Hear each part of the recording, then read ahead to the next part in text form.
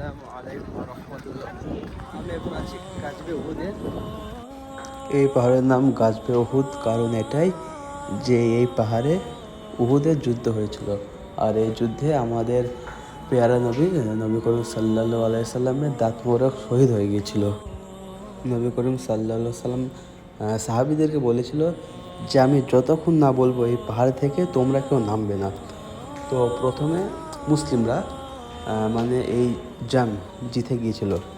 তারপরে সাহাবীরা ভাবলো আমরা যে জিতে গেছি তো তাড়াতাড়ি মানে এখান থেকে চলে যাব। এর জন্য সাহাবীরা পাহাড় থেকে নেমে গিয়েছিল, কিন্তু খালিদ বিন ওলীদ ওই পিছনের রাস্তা দিয়ে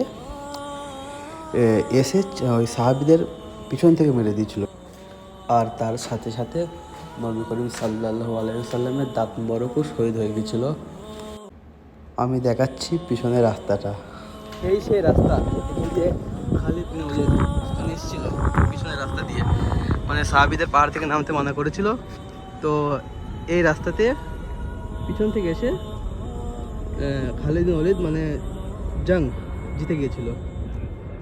তারপরে নবী করিম সাল্লাল্লাহু আলাইহি সাল্লামের দাঁত মোবারক শহীদ হয়ে গিয়েছিল। এই রাস্তা এই পিছন দিয়ে পাহাড়ের, আর সাহাবী ছিল এই পাহাড়ের ওপর। আর সাহাবীরা পাহাড়ের ওই দিকে নেমে গেছিল, ওই দিকটাই। আর পিছন দিয়ে এসে এই পাহাড় উঠে সাহাবীদের মেরে দিয়েছিল।